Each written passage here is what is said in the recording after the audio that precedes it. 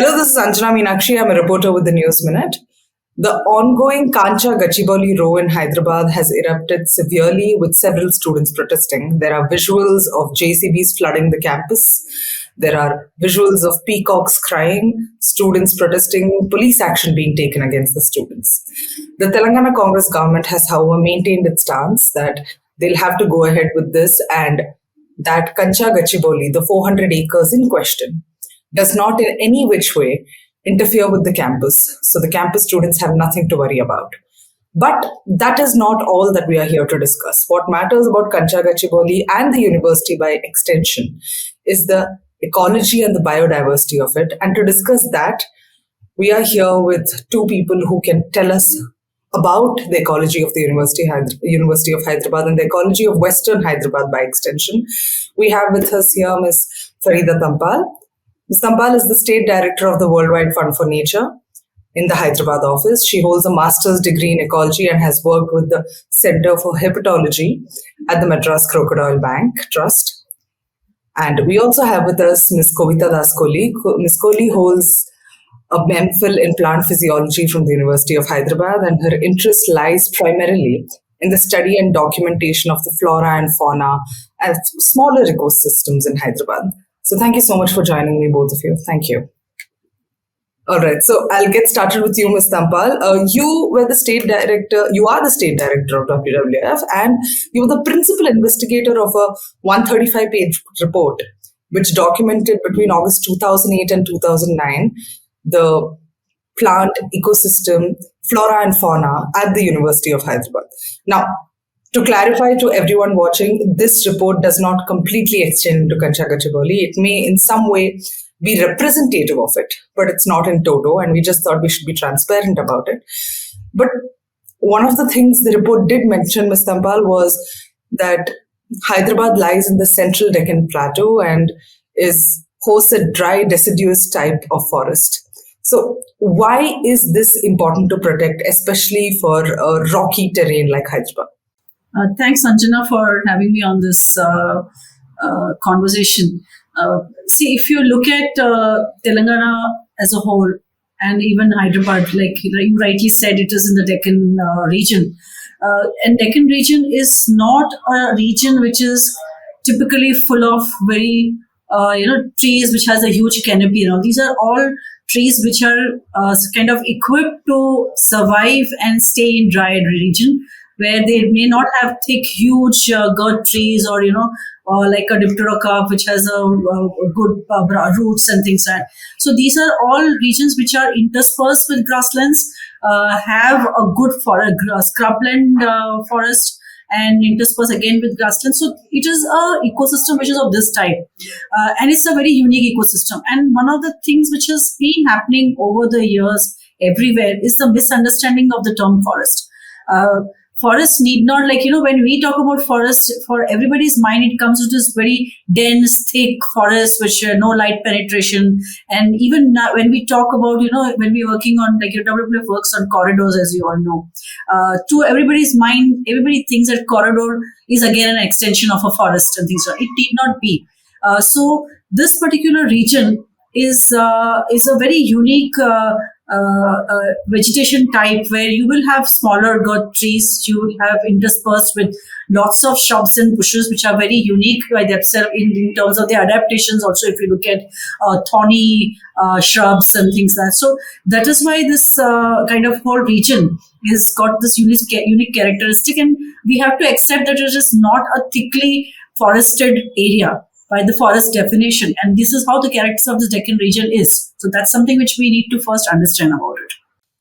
All right. Okay, I understand. So coming to you, Ms. Kobita, this is something very similar, what Ms. Tampal just mentioned, to what you spoke to me yesterday about. In a pre-interview, you had told me that scrub jungles, as she spoke about, are essential to protect. Now, the Chief Minister has said that there are no deers there, and which I disagree with as somebody who studied in University of Hyderabad. I have seen deers there on multiple occasions. But he said this is revenue land. This is unproductive land is the word which was technically used, Kancha Gachibowli. Right? So I think in common parlance in Telugu, you would call it, or Poromboku Polam. right? So now I want to understand, what do scrub jungles offer to us, and how do they at all in any which way matter to us? So, as thank you first of all for having me in this conversation. As Farida mentioned earlier, this is very typical of a semi-arid landscape, and these plants are, very well equipped and adapted to the kind of situations, to the kind of climatic and edaphic, which are the soil factors of this area. They are the ones who do the best over here, right? And because of that, whatever, I mean, as again Farida mentioned, we don't have these huge girth, tall trees, very typically, which we think of as forest plants or trees.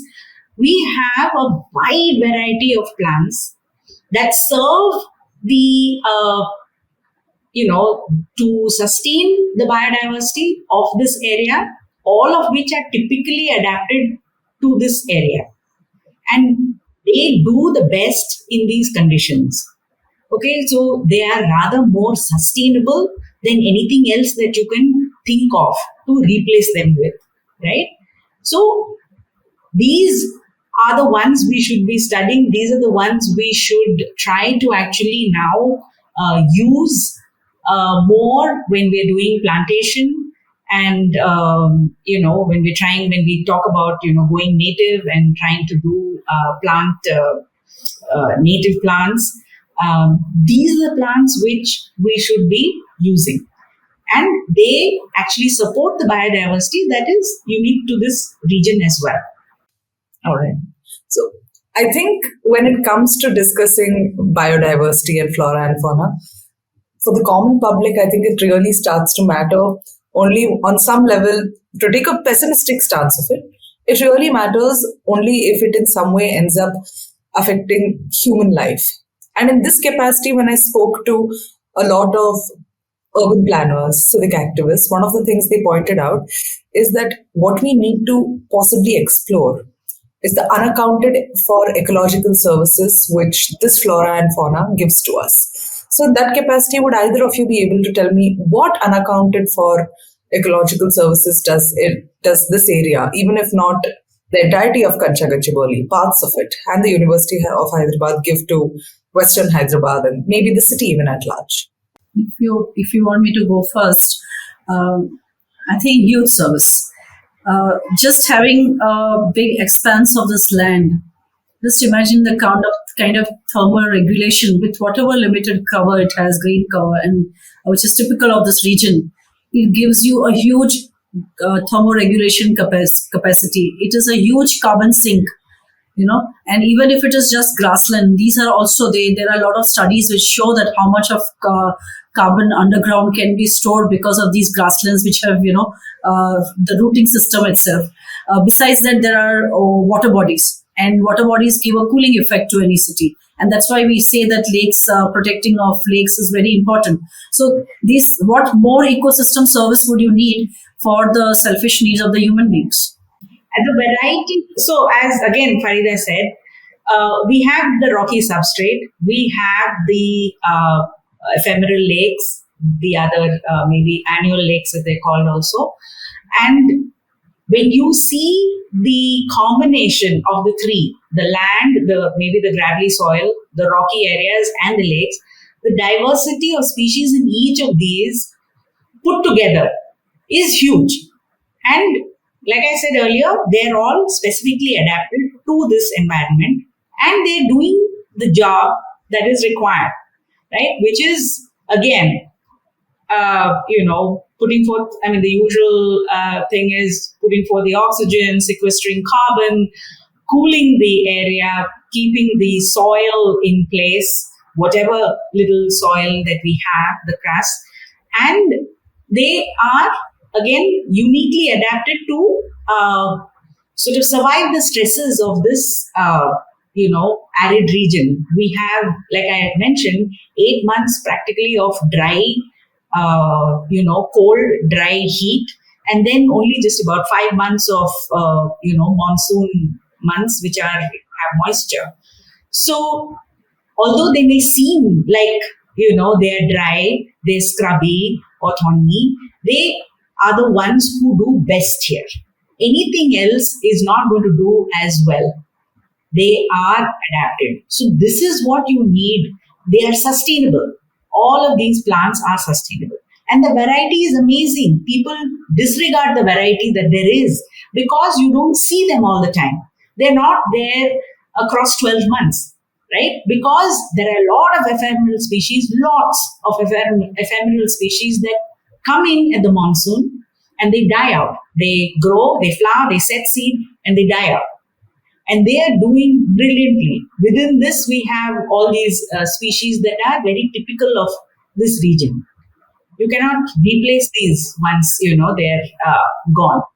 In fact, you should see the session that Kobita does, especially on these ephemerals, and you will be amazed by the diversity and the wonderful color that they have. And I think it's just lost out on people that these things can also give you the same color as a constantly flowering species of plant, or these annuals as we call them.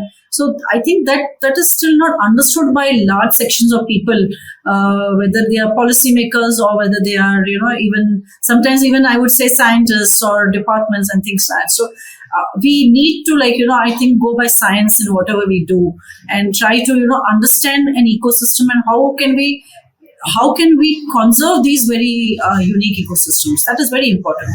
Okay. So since I assured both of you that I wouldn't make this interview political in the sense of strictly politics, I do, however, want to ask you one thing. Have we seen examples of these happen in Hyderabad? Like, Kobita ma'am, you spoke to me about how KBR has changed so much over the years. For people outside of Hyderabad who are listening in, is the Kasu Brahmanandam Reddy Park, which was named after a former chief minister. And the entire area has changed so much. But be it KBR Park or any other region in Hyderabad, what have been decisions by various state governments which has resulted in a lessening of scrub jungles or green areas in the name of industrialization, and what is the price, if any, that the city has had to pay? Well, it's changed the species diversity for sure. Perhaps, like Farida says, we don't value all the little species. We are only worried about, seeing something big, seeing something charismatic, which is huge, which, is easily visible to us. We ought to, I think, take note of the species that we have. Why are they there? What is their function in the landscape? And appreciate them for what they do there. It is a unique landscape. We're trying to replace this with something else because we don't understand the landscape at all, right? So there have been changes. There have, it's most of the time these are open natural ecosystems which have a few trees and they have shrubs, they have climbers, and then they have a lot of grass species as well, right? Having said that, the topography also allows for certain areas where there are more trees, right? That is where the water courses are. So these are, along, so you have gallery, growth along streams, and even if they're, ephemeral streams, there are differences over there. But that is the beauty of the landscape. There are all these different patches, and each of these different habitats or zones support different plants, different creatures. Therefore, your diversity is huge. We ought to give importance to this. We need to actually document. It has been done. It's not that it hasn't been done. But I think a really rigorous study has to be done. Because, like I said, you can't see most of them through the year. Some, yes, but so many of them. And even during those 5 months, you have to be there throughout those 5 months documenting them because they come in succession. They don't all come at the same time. So succession means some are adapted to starting just before the monsoon, and then they rapidly finish their life cycle and they die out. They put their seed in the ground, or they've done their bit, they die out and the next lot come in. So there are different mixes as you go, from month to month. So all of this, right? And it is a brilliant ecosystem that we have that does very well in given the conditions, we have. And they are so supremely adapted going forward with climate change. When we're going to have less moisture, we're going to have more heat, and perhaps other conditions as well. These are the ones who will survive better, right? They will.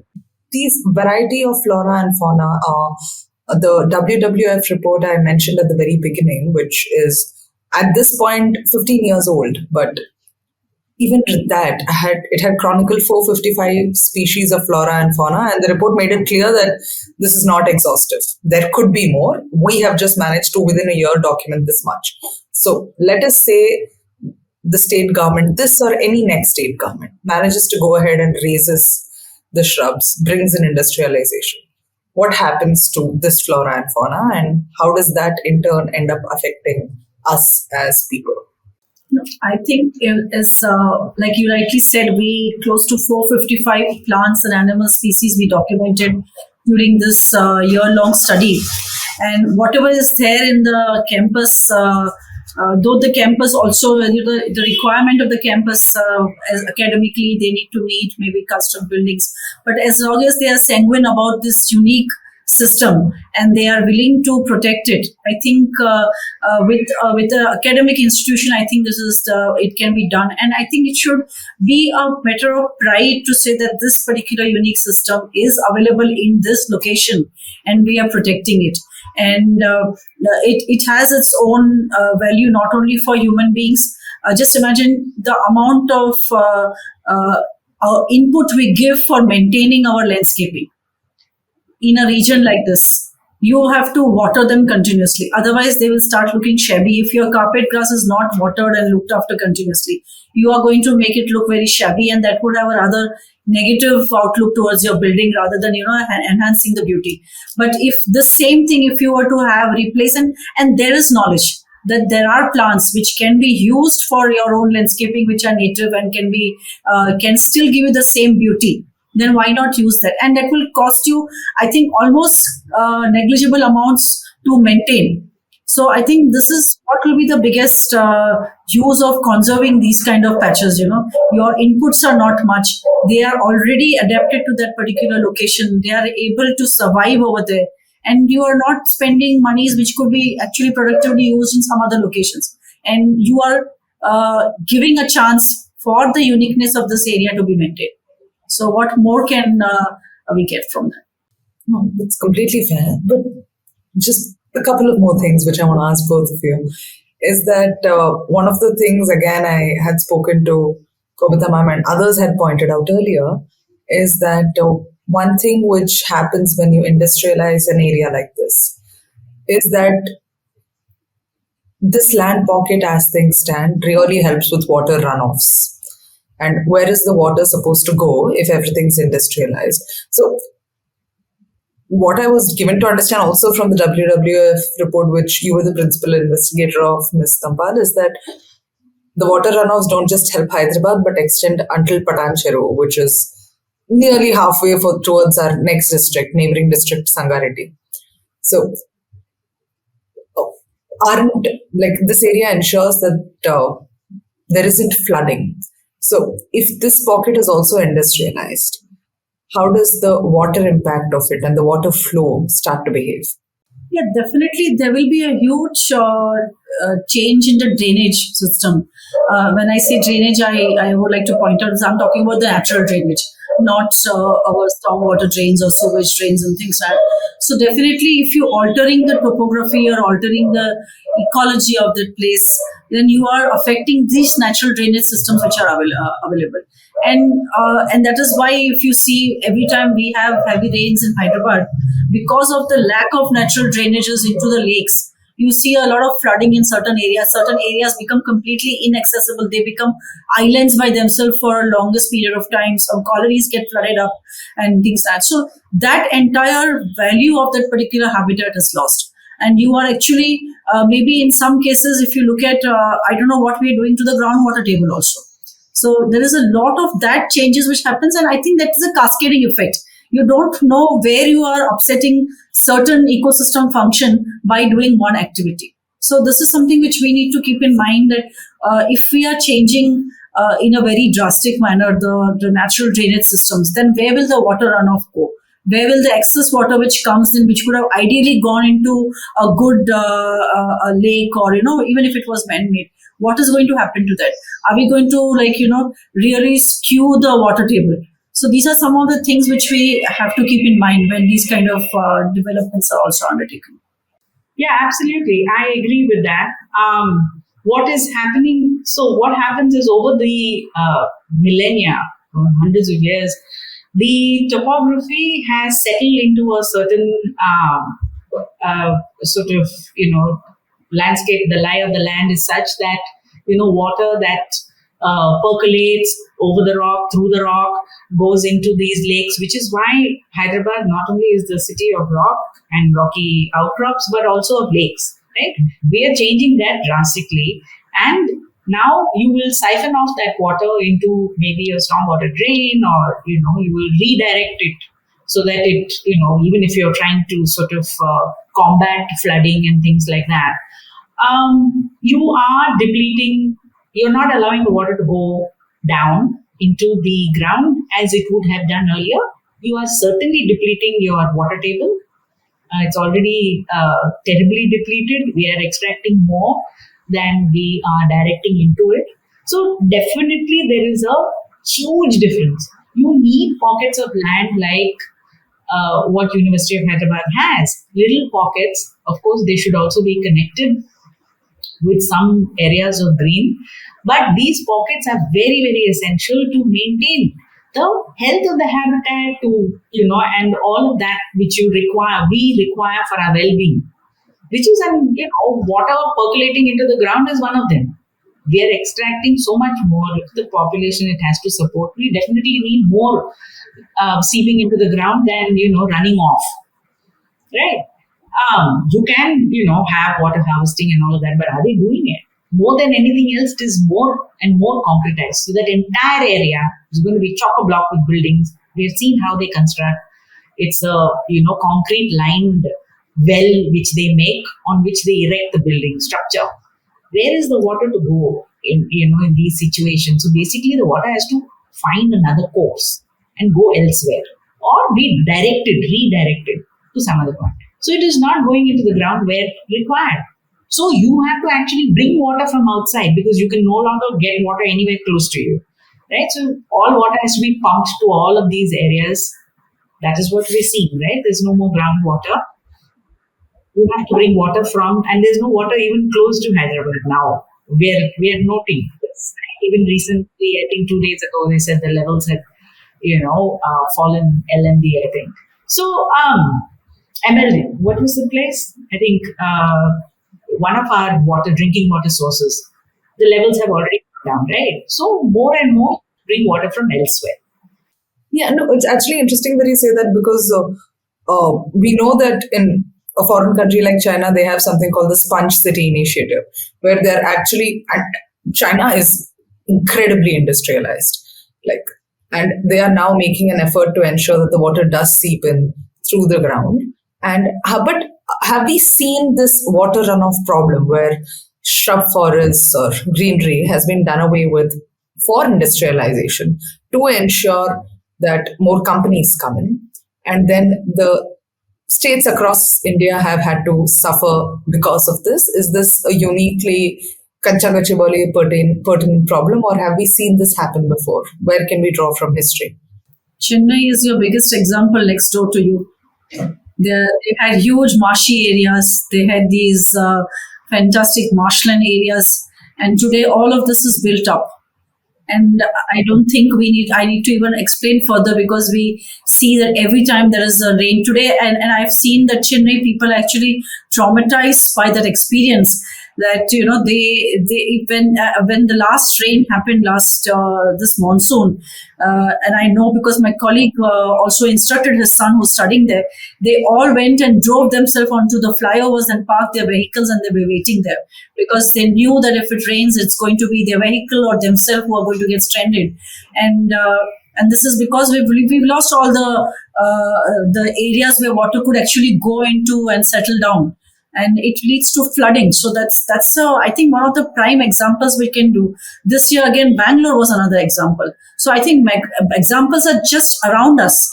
And whether it is excessive rainfalls or depleting rainfalls, where you have to actually run a water train to bring water, so at what cost? Look at the cost that we are incurring to do all those things. And when we actually had systems which were like, Hyderabad lakes, or they had a cascading system of falling from one lake into the other, one overflows, then it falls into another one, and it goes on. But this is something lost. I worked in West Bengal for some time, and there is a very prime example of something which is called the East Calcutta wetlands. And these are a series of, tanks, a series of water body which are fed through the domestic sewage of the city.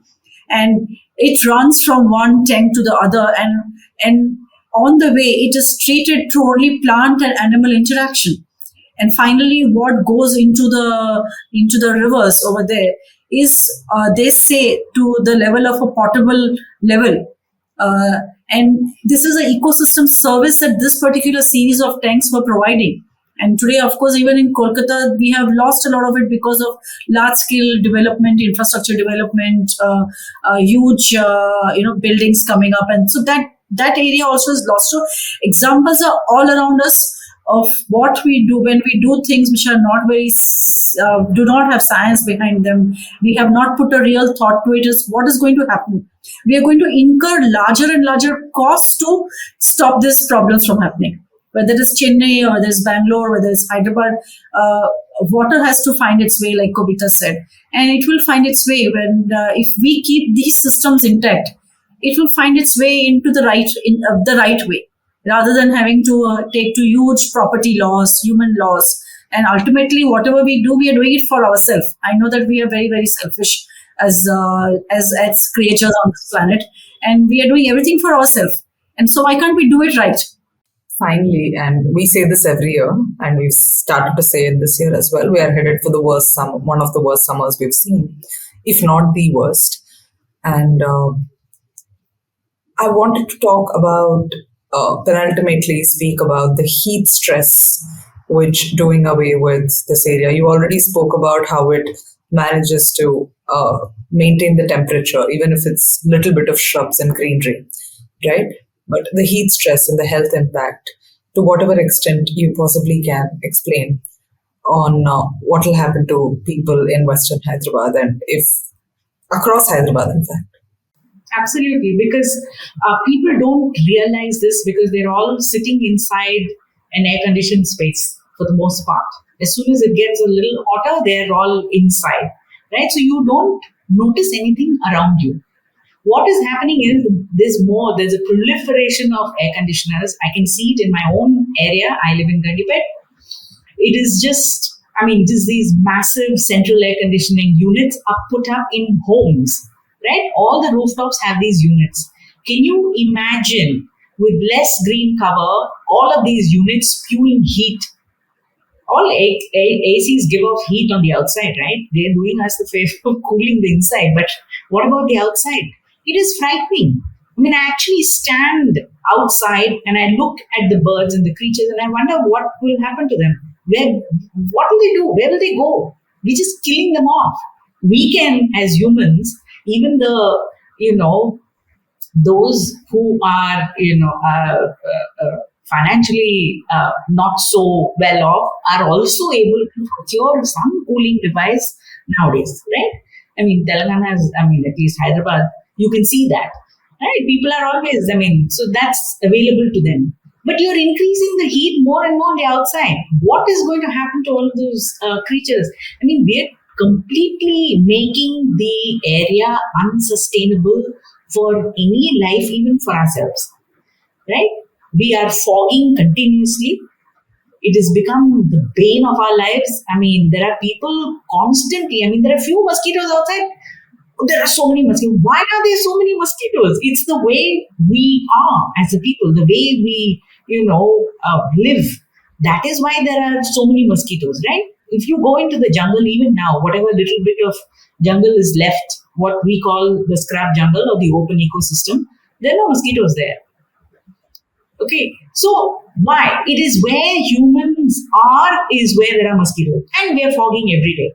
So there's fogging, there is water which is running off. Some people have water harvesting pits, and they're trying, at least some people across the city are doing rainwater harvesting, but for the most part, no, especially the marginalized societies. So that we're talking about, climate equity and all of this. Those are the people suffering mostly. Who's being, you're not targeting them, but they are suffering, right? And the heat is going to affect the marginalized community more, right? And all these people who come in to work in the city. Look at the volumes of people that come into Hyderabad now from across the country, because they are willing to do the jobs. And what is happening to all of them? They're all living in tin sheds. And you should see the construction areas, so there's, I don't know what we are really doing. And none of these areas have plants, trees, they're all cleared, and then, these areas, living quarters are set up. It's just pathetic what we're doing. So it is so very important to have those little spaces that are already there. Why was Hyderabad such a fantastic city to live in all these years? We've started the destruction in the past about 15 years, let's say 10 to 15 years. It's become sort of so rapid, the change in the environment around us. But it was brilliant before this. And all because we had rocks and we had our open natural ecosystems. We were doing very well. There were people flocking. There were people actually moving to Hyderabad saying, oh, this is the best place to live in. Doesn't look like it anymore, So this is the thing. So maybe we need to think differently, right? For different cities, the solutions may be a little different. But people are trying to make changes. They're trying to, this sponge city that, you were talking about, or Gurugram, or there are people there trying to do this. They're trying to make little areas of land. You can see this happening in and around Gurugram, trying to, conserve little patches of land, trying to rewild little patches, even if they were quarries before, bringing it back to life with the native species and managing it. You have to manage in the right way. We don't even know how to manage. We don't care to learn about how to manage these areas because we think through a lens which is kind of, what should I say, common. It's a common lens for ecosystems and, green areas. It should not be. They're different, right? In different places, even in Hyderabad, each area has, there's a different, habitat. The habitat varies so much. So you have to think differently. You have to encompass all this. One is, greed. You have to get things done fast. Second, it is just apathy or, we don't care. We don't want to understand these things. It costs time. It costs maybe a little bit more effort to do this, to understand and then, sort of make your city more sustainable. We definitely need these areas and they ought to be differently managed for sure. You can see the difference, right? Kancha Gachibowli that everyone's been talking about, all the kind of creatures that were in there. The report that was done by Arun Basi Reddy also, it says very clearly that here is a piece of land which was not managed. It was not under anybody's aegis, right? And it was thriving and surviving with all of these creatures without anybody having to put any input into it. If you look at it today, Mrugavani National Park, they're growing the feed for the deer. Clearly, there's a problem. So when the state says that the land is unproductive, what exactly do they possibly mean, A, and what is a good response from the scientific community to that claim? So this is in the news now, right? Like I said, there is what's called the Wasteland Atlas of India. All of this came in with the colonial system, where these areas, non-tree growing areas, non-big tree growing areas were called wastelands. where you could not have. So, what is unproductive? Only in terms of human, from the human perspective, unproductive. In the sense, you cannot grow crops or you cannot grow timber for economic use. Timber is different from growing trees. Timber means that it has an economic value connotation. So we're looking at all of this, right, through those old lenses. But they're not wastelands. They're extremely productive. They're extremely productive for our well-being. For why is India the seventh, hotspot of biodiversity? Because of these areas that we have. How is this unproductive? Right? So unproductive, whenever even village people nowadays, unfortunately, they have changed. Their perspective has, changed over the years. They ask you, when you tell them, oh, you have this native tree, it is such a wonderful tree. What does it give me? It gives to nature. There are birds that come, there are a lot of insects who, butterfly and moth larvae who, will live on this tree. They don't understand all that. What will it give me? So this is where we are at now, right? And that is why we have the wasteland atlas of India, which says so much percentage of our land, about 10% or more, I think. I don't know, Farida, if you have the details, I'm not sure, but yeah, unproductive land. But it is very, very productive. You cannot do without that, right? These are ecosystems that are, important to the country. Most of our country in the central region, the peninsular region, has these kind of, landscapes, which are extremely productive in their own way. I think it's just the very idea that there are no tall standing trees, and that's why it's not a forest. There is no thick green cover as what they want when they say unproductive. Even if there is shrubbery or small trees and things like that. So that's how they kind of that's how we've lost a lot of our grasslands and lost a lot of unique ecosystems because of this whole understanding that these are unproductive Parambok lands or barren lands or wastelands. So these terminologies over the years are changing. People are realizing that what we term as unproductive, barren, wastelands are actually productive ecosystems.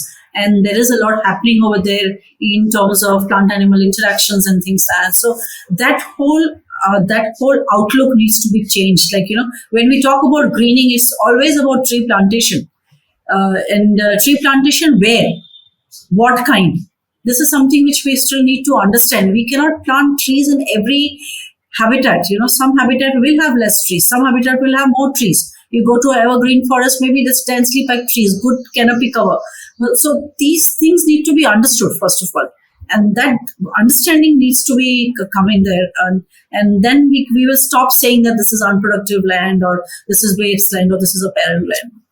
See, the majority people, need to understand this concept. As Farida is saying, majority people. So we have to spread that information. People should be learning in schools, right, about all our different landscapes and how productive they are. But the fact of the matter is, because we are looking at it through this old lens, people don't want to change because it is, it is a win-win for them.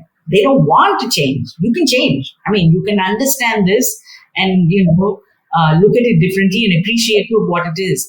But there are people who literally, deliberately do not want to change that because it works to their advantage, right? So that's also there. There is a public interest litigation before the Telangana High Court as we speak, which is calling for Kancha Gachibowli to be declared a deemed forest. And so here's hoping. But the last thing I want to ask both of you, and this is something I was wondering about just in terms of legislative and executive process. The state government has said that after the land is acquired, the Telangana State Infrastructure Corporation will work on ensuring that there is an environmental management plan in place. But this has happened after they have called for bids and they've said the land will be auctioned off. So is that putting the cart before the horse? Should the environmental management plan have happened first?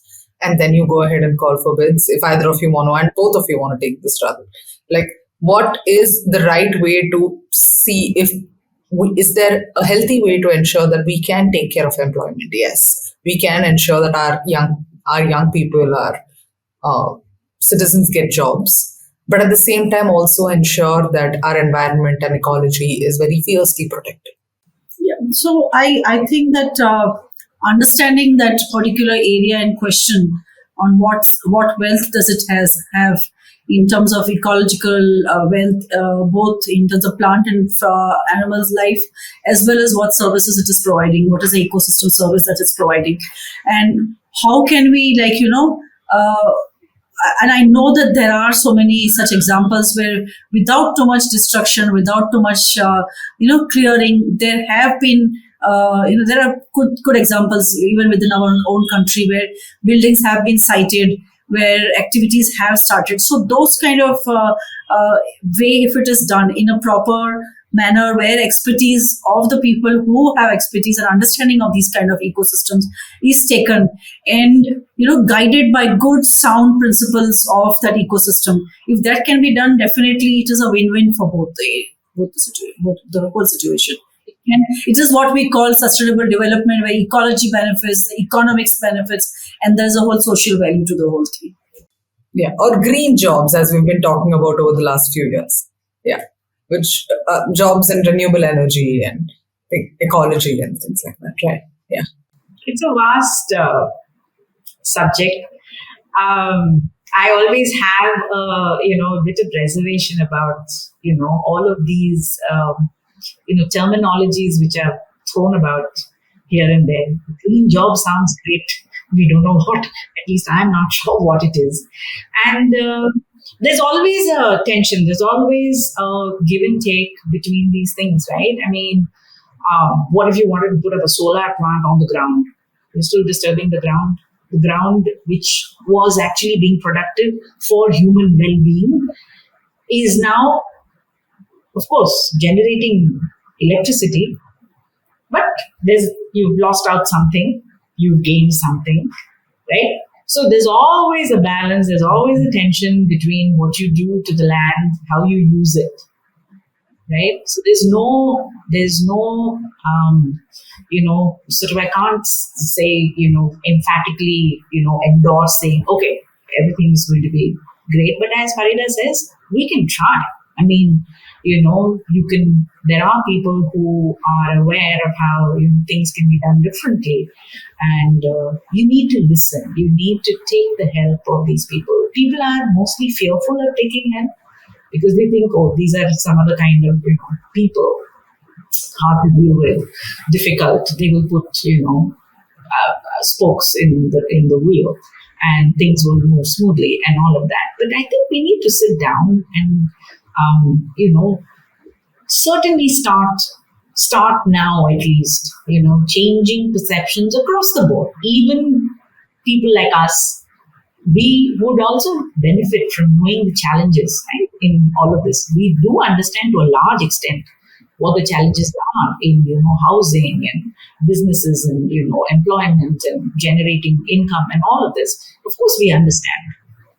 But, and we're willing to also. But the powers that be or whoever it is, who else in this, the whole majority of people who sort of poo-poo the environment in all of this, I think they ought to, take cognizance of this and seriously actually, because you can see this. There is this, there's no better proof than what, Farida has put across. We are hearing this, through the year, what is happening to the country in terms of, climate change and everything else, development and all of that.